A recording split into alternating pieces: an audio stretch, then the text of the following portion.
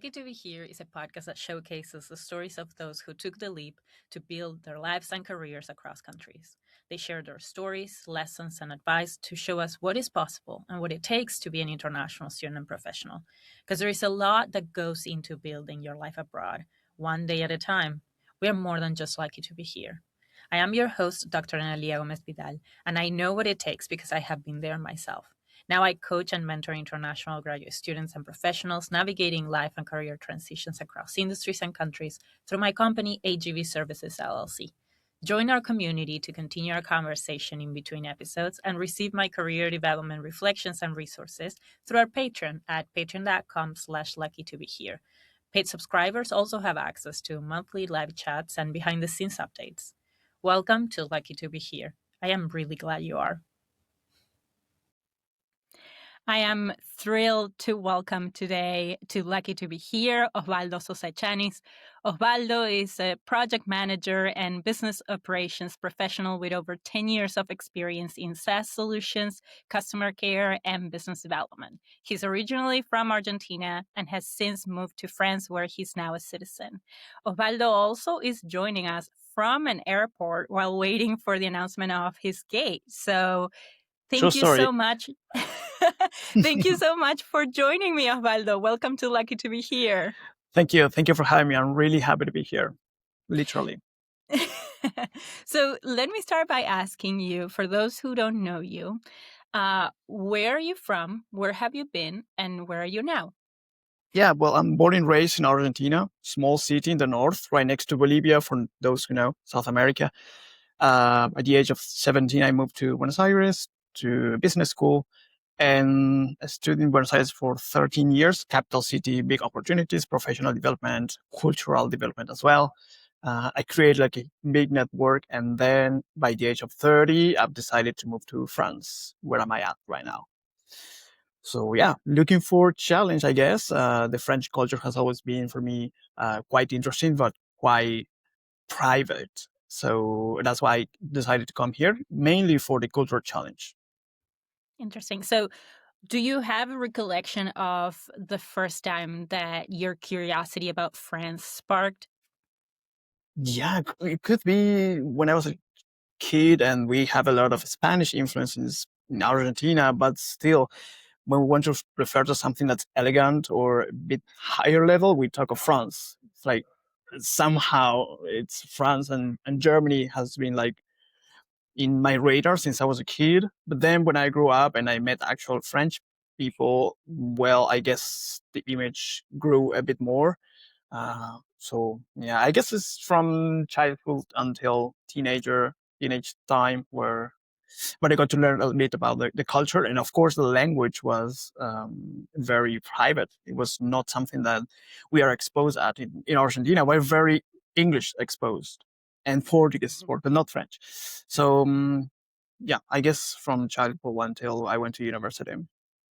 So it's interesting because, like, as you're sharing it, what I'm hearing is like there was this allure of the French culture, both because it felt sophisticated, but also because it didn't feel as accessible as like some others that we are generally exposed to growing up in Argentina. Is that right?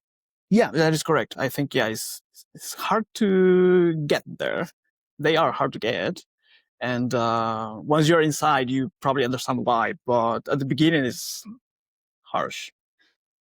So tell me a little bit more about that experience for you. So I know that one of the things that we connect over is like we both studied French, and like you now speak a lot more than I do, right?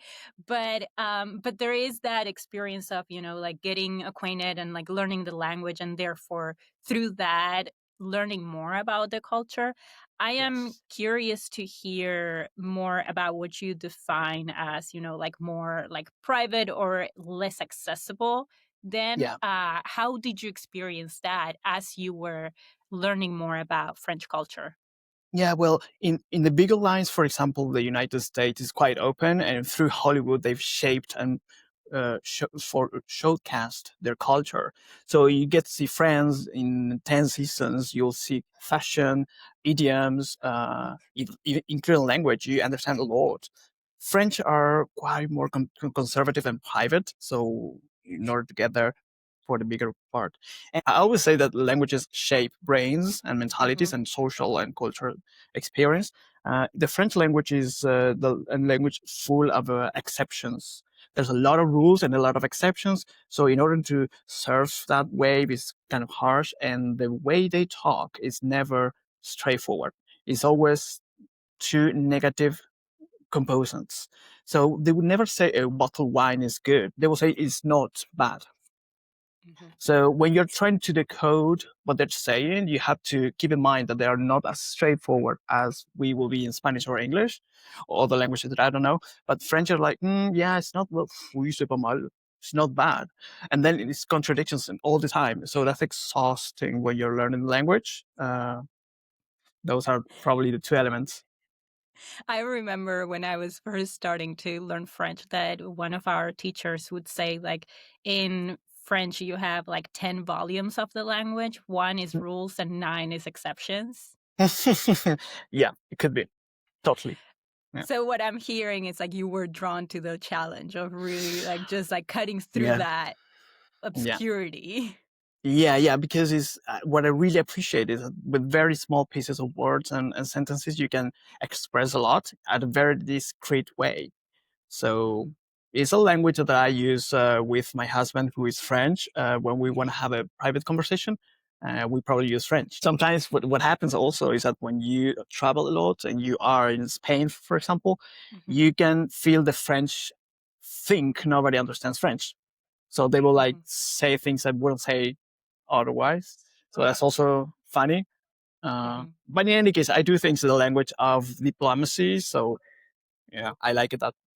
That's one of the main reasons I like it as well. Yeah. So as you were learning the language, like, so you were doing that while you were in Buenos Aires, is that right?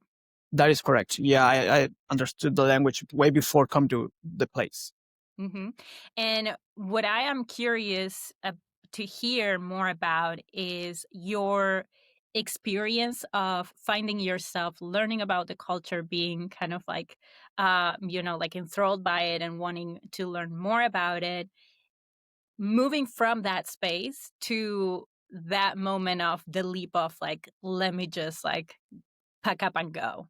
Real thing. Oh yeah. Yeah. It took a while. It took a lot of patience. I've always been thinking to move into Europe as a personal goal, probably a professional goal as well. So I prepared a lot beforehand, kind of maybe too much. And in any case, you're never prepared enough because Hmm. even if I could have a conversation in French, I couldn't really talk and get into this cultural part that we were talking before. Took me like at least 10 years to prepare this moment. And it was very, very comfortable because I planned it very well ahead. A lot of patience, a lot of passion, a lot of seeking for information, seeking for good contacts, learning from the experience of other expats as well. I have luckily a lot of friends that move around the globe.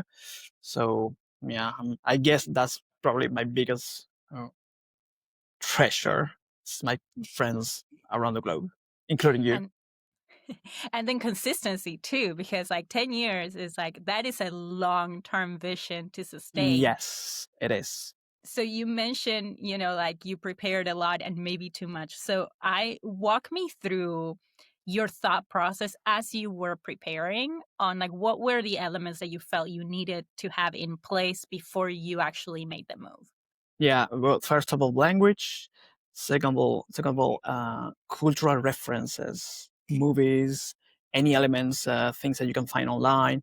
Back in the days, social media was not as strong, so you don't get to see stories of what's happening right now around Paris. But back in the days, you need to go through YouTube and find content creators. Again, the French are not as loud as other cultures regarding their own culture, so it's private. You need to sit, you need to find, you need a dictionary to have in your pocket all the time. You go to events where you meet more people. You get in touch with people that are in your university. For example, in my case, I have a lot of French roommates.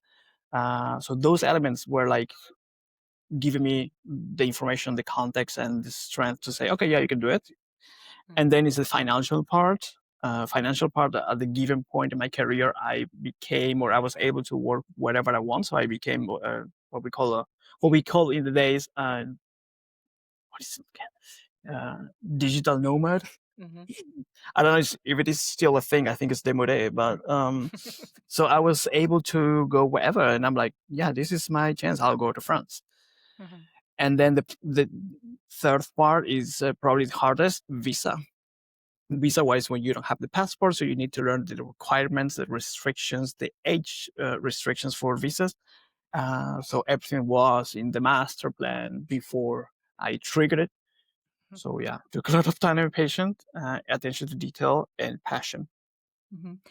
What I like about what you're describing too is like I always say that, like bold moves are built from within and it takes time, right? Like you basically like build yourself to that point where like the move is inevitable. And like that's what I am hearing Yeah. from your experience.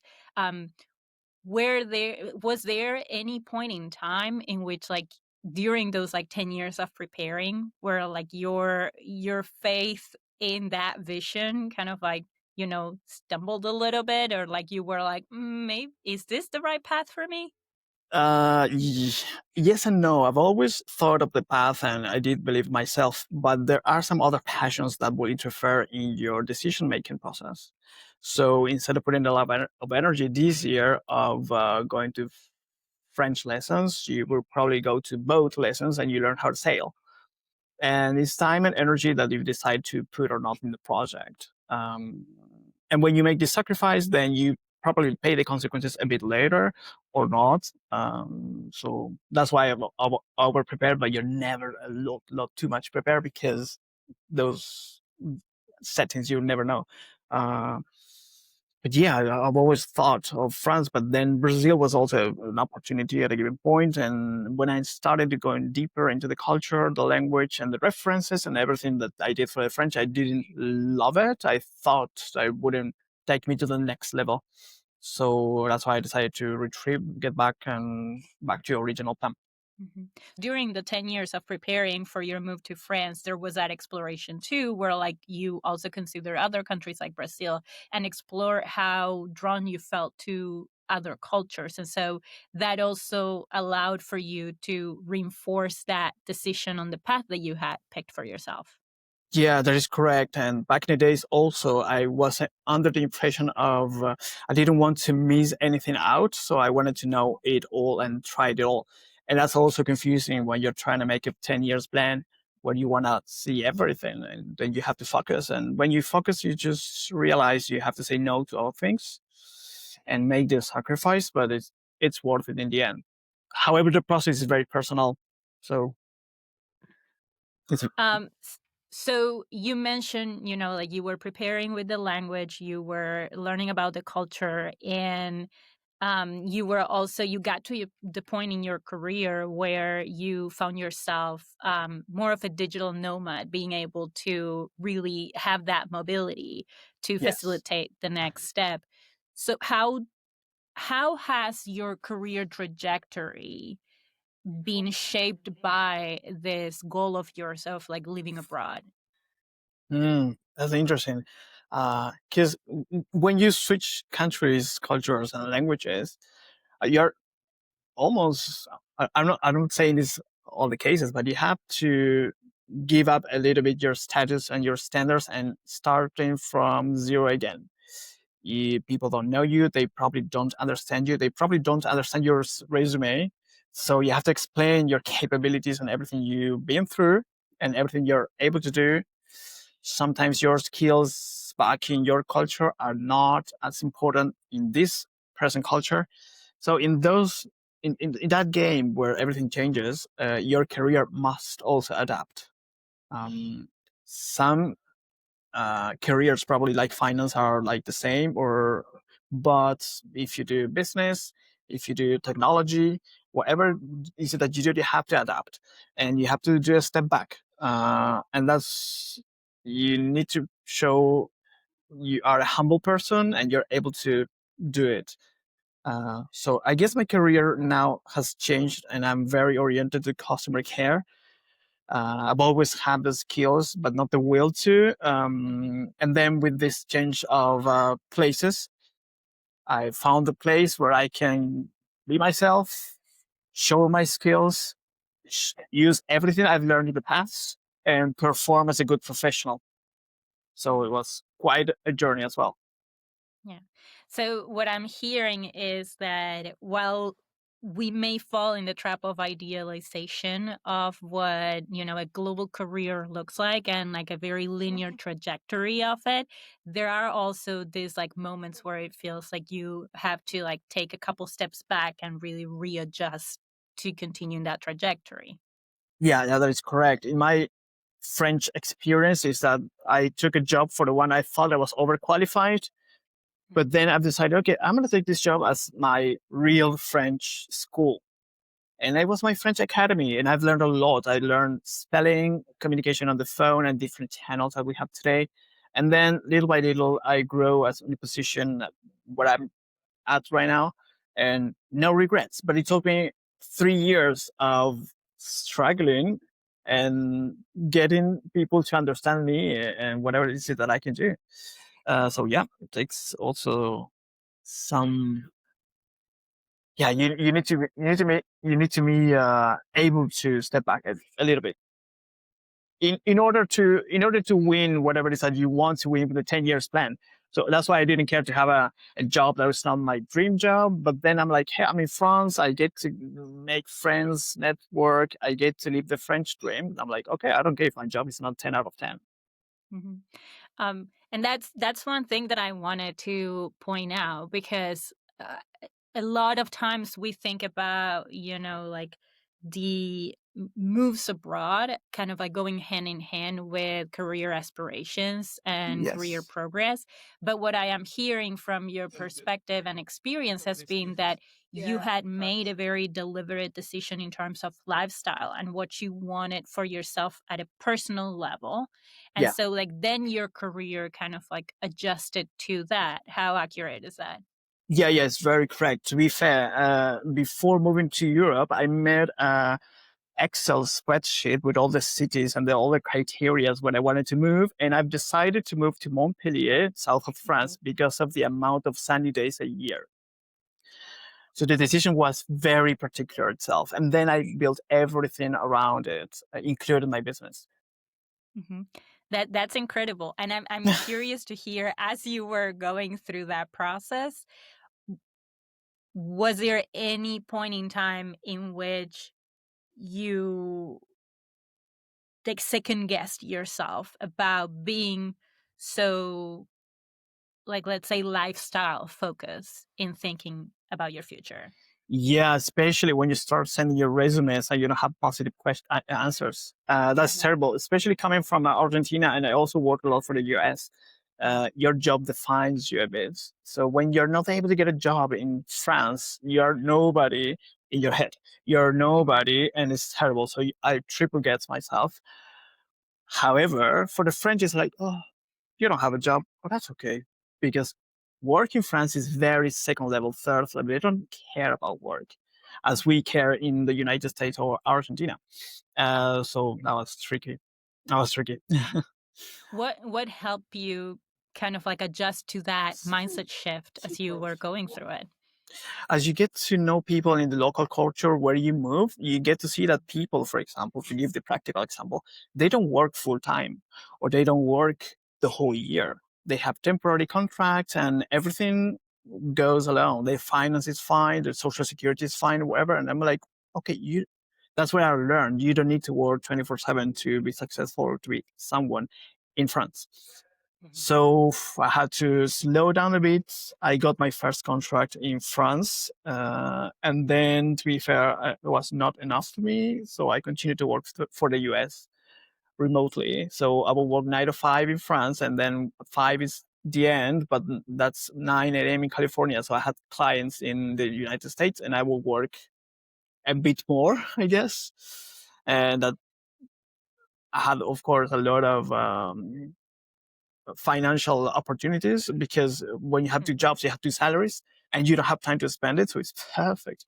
But then you realize that your French friends at 5 a.m. they're downtown getting beautiful wine and Hmm. talking, and I'm like, yeah, I also want to be part of that as well. So I guess they will help me going through that as well.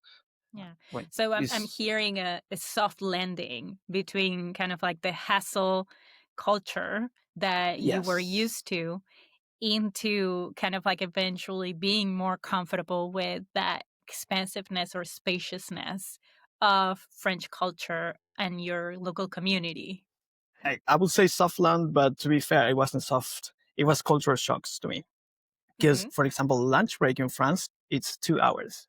So we are working 9 to 12. At 12, you just close your laptop and you go have a lunch, do sports. You get to drink some wine by lunch if you want to. You call your relatives, you go for a run, whatever. And then at 2 p.m., you get back to business until 6 p.m. And it's very sharp. And business and pressure and pleasure are not mixed. That was a shocker for me at the beginning. Hmm. But I adapt. It was my French dream, so I had to go with the flow. And then I know I can tell I love it. I know exactly what to do with my time between noon and 2 p.m. I go for a swim, I eat, I cook. I can even take a nap if I want. And then Hmm. at 6 p.m., the day is done. We call it a day. We worked, we've exercised, we had good food, and you have a lovely day. And now you have time for yourself. So So one quick question that I have for you is like you mentioned, like work and pleasure do not mix. How does that translate into building community when you're just getting started? it could be harsh, but then what I do personally, and it works very well in France, and is that in your company, you're probably not best friends with your teammates and direct colleagues, but you do network through the company and you talk with somebody else, some other people. Mhm. In my experience, I have a very good friend. She's from France, but she had her Erasmus in Argentina, in Cordoba, where I was born. I'm like, oh, Mhm. perfect. So she will speak Spanish, but not the typical capital city accents. She will speak a different Spanish, and well, she also speaks English, and then we get along a lot.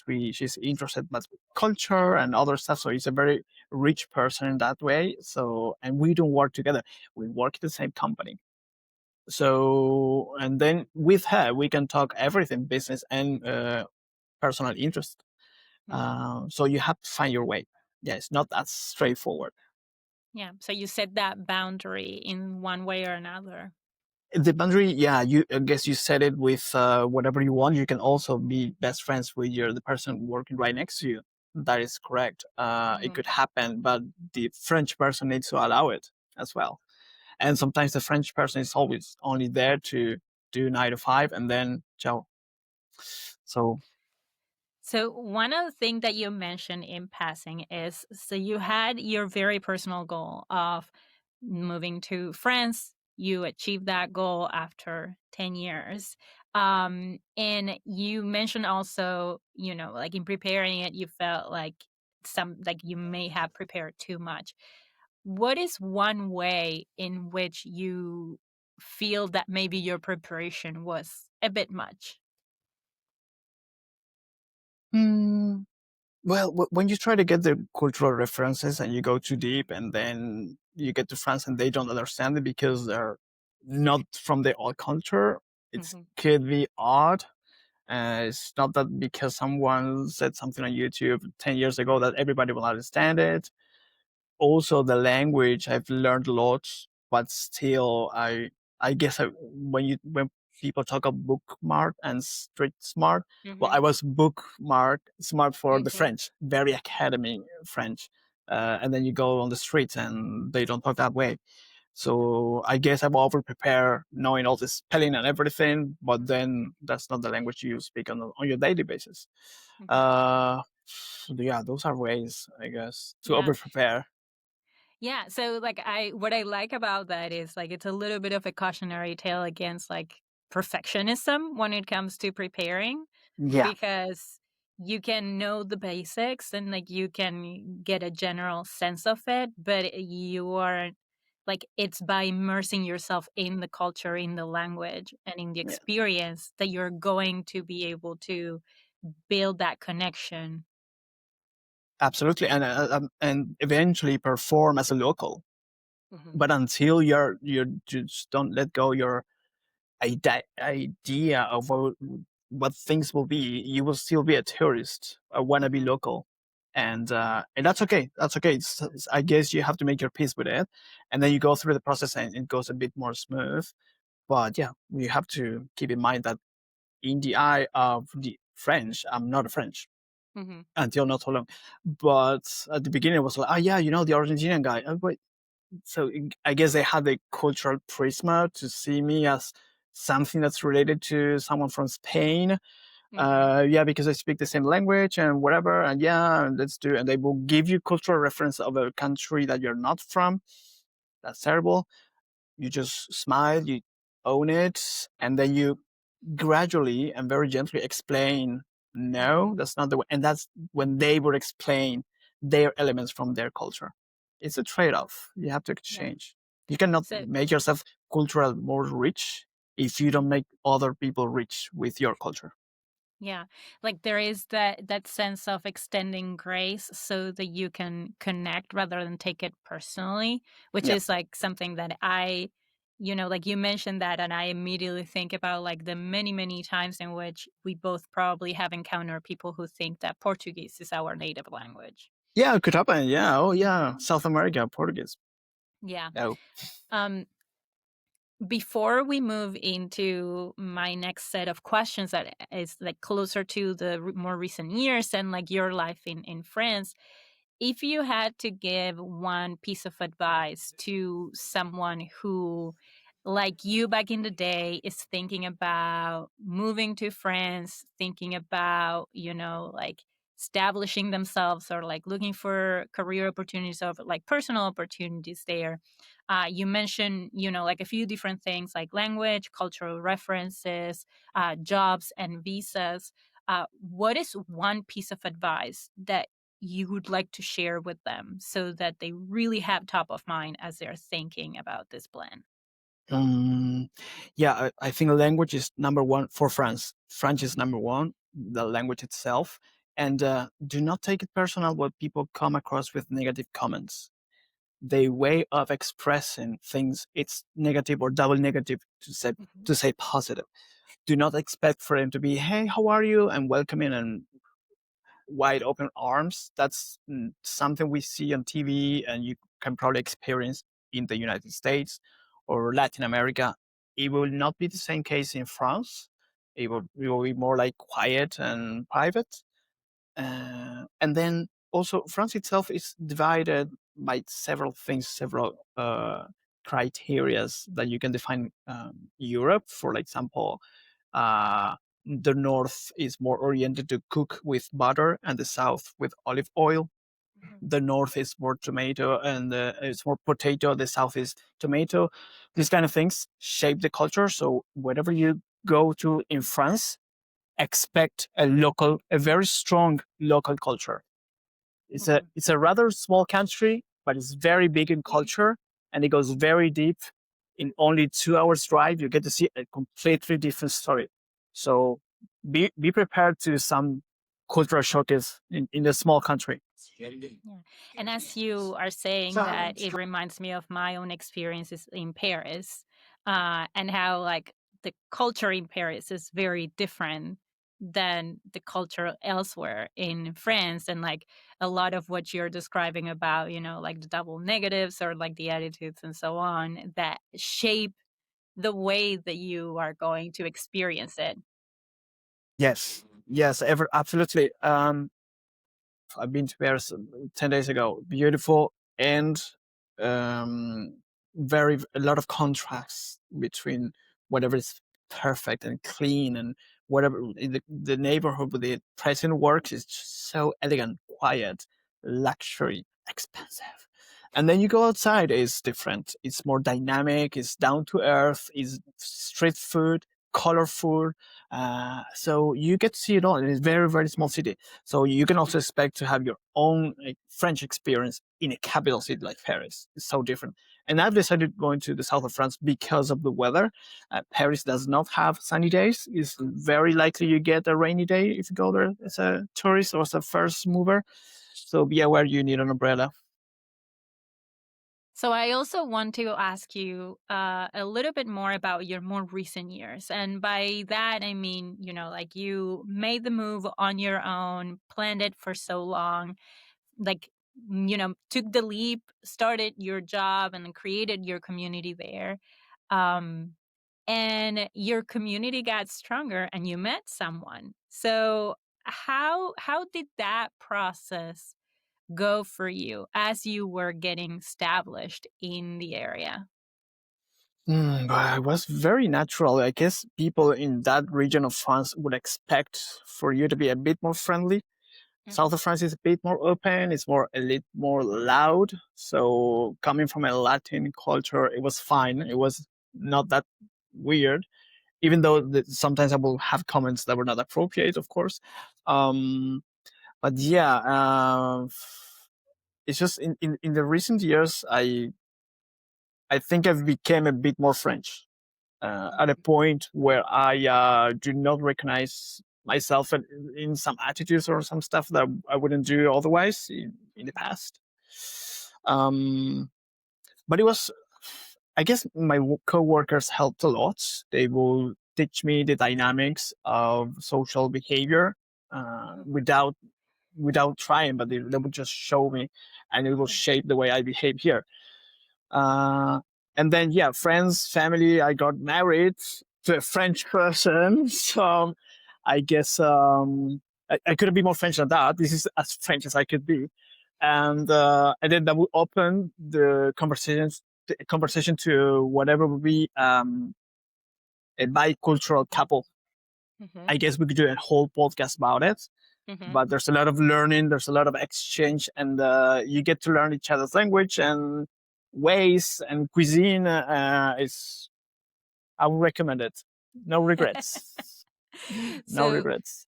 as you're describing this, a question that comes to my mind is how have you felt about that evolution of your sense of self as you were integrating more and more into the culture until eventually like marrying into that culture too? Yeah, but I do feel I'm more wise. I'm more smart at a given point. More, yeah, wise is the word. It's more knowledge. I have the feeling I speak better Spanish since I practice a lot of French, Mhm, because my vocabulary expanded. And now, Spanish being my first language, I get to express things in a more clear and accurate way compared to mhm, French. So I guess I feel more freedom, and again, my vocabulary grew a bit more because French and Spanish are very similar when they go to a very high level. So yeah, I do believe I'm a better person. No, I'm just kidding. But I do feel I am a better version of myself thanks to all of this process, and especially the elements that my friends and my husband gave me through this journey. Again, no regrets. So. I mean, I couldn't even imagine this if someone would tell me in my 20s, this is how your life is gonna be. It's like it's better than a movie, and yeah, crazy. that is beautiful and exciting. And at the same time, I am I'm curious about what that transformation felt like and what helped you as you were through going through that discomfort of, like, oh, I'm seeing myself changing. Yeah, you see yourself changing. You talk to your friends, and you probably do not connect. You don't click as fast, or you have different experiences or different things to talk about. There is a bit of frustration, of course, that you have to let go one little piece of yourself in order to grow in a different culture. You don't necessarily miss things in the process. You let go, but then you retreat back very quickly. So you have to be sure that you are focused on your line, and then you are offering all of these experiences, expressions, everything that's there. You take it, you decide what to take, what not. It doesn't mean that your identity will shape. Your identity will grow Hmm. into a bigger person. You will never stop being Argentinian, but you can be Argentinian with a French touch. Hmm. Uh, I guess that's how I would say it. That's how I Yeah, feel. that makes complete sense, and then opens up to all these different like gifts and wealth in experiences and life that you were initially like looking for when you first set up to pursue this path. Yeah. One one other question is, one thing is to build a community and make friends in a culture. And then there is the building an intimate relationship with someone who does not share your culture of origin. Yeah. What has allowed for both of you to connect with one another and develop and strengthen that bond over time? Well, you have to find the common grounds. Common grounds in some cultures are more evident than others, especially if you don't have the language. That's probably a big barrier. But then still, I always talk of food is very important to me. Cooking is important because we all eat, and you decide or not to spend money at the kitchen. I do. So that's where you start to connect in routines, in preparations to go to work, and when you have to do a job interview. Those experiences, everybody will have them, regardless of whatever you said that you do in life. So those are moments where you can share your experience, your background, and make the other person learn about it. And same thing will happen the other way around in different scenarios. There's a lot of exchange, there's a lot of learning, and there's a lot of frustration again because sometimes there are misunderstandings. So I guess at that point, what I would recommend is try to identify if it's just a cultural shock or a personal difference. Those are Mhm. like different worlds. So you're probably not compatible with this person because your person and that person are not compatible. Or sometimes you are compatible, but in Argentina you do it this way, and in France you do it that way. So it probably would not match until okay, understood. So yeah, that's my experience that in that regard. Yeah, and what I'm hearing as a through line throughout our conversation is the importance of values, right? Like your personal values and what you valued guided you towards like making this move to living abroad. Now in connecting even with your husband, there is that sense of let me let me identify what are the values that connect us rather than the cultural element that we can like sort out. Exactly. Yeah, like family values, business values, work values, uh, your well-being, everything. Those are things that you need to know very well of yourself before going through an experience that could be life-changing. That will make things easier. It will make things easier. It will give you a better appreciation of yourself and others. It will allow you not to judge, but to learn and to incorporate things that were not that your parents didn't teach you because they are from a local culture. Hmm. Yeah. And I am thinking about the person who's listening to this episode and thinking, oh, I would like to, like follow a similar path or like take similar steps, but I am not entirely clear on what those values might be for me. Or, like they're going through that process and rediscovering new values or new set of ideas that they believe in.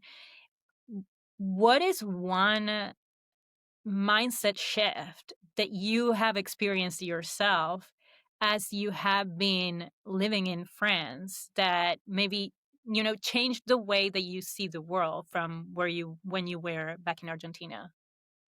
Mm, I would say, I guess in France we have a lot of conscience for the other. Hmm. We when we are in public spaces, we talk a bit more quiet. We have a lot of consideration when you're visiting someone at the place, or when you're receiving someone at your place, or when you want to connect with a stranger on the street. You always say hello. This protocol of interactions, social interactions, is very different to Argentina, and that's why sometimes when I come back to Argentina, I use this protocol. It does not work. It doesn't apply if you go to Spain to a bar and you say "Hola," could I please get a glass of wine? No, you just go, yeah, give me a beer. Thank you. Bye. In France, it's like, bonjour, bonjour. And then they take the time, they acknowledge each other, and then they interact. And I guess I became that way. I like it that way. It's Mhm. smoother, it's more human connected, and I really appreciate it. But it does not apply in my local culture. So I guess that's a shift I am Mhm. struggling with sometimes.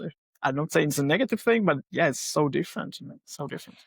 I can relate to that because like one way in which I noticed that I have very much like adapted to my local culture here has been that I am a planner and I Hmm. want to make plans in advance so that we can Yep. all organize. And we come from Argentina where like you basically stop by and knock on the door, and if you're there, like you come in. Improvisation And is king. Yeah. so I can relate to that kind of like, how do I adjust to this now? Yeah, yeah. I had Um, to. I had to organize my life before the French organized mine. So I planned a lot. But now I'm flying to Argentina, and I'm literally texting my friends at the moment as we speak, saying, "Are you available for lunch on Saturday?" And like, yeah, why not? Let's do it. I'm down. Let's do it. I'll be late, but I'll be there. So speaking of, being late, because we want to make sure that you catch your flight, I have Yes. one last question for you before we wrap up.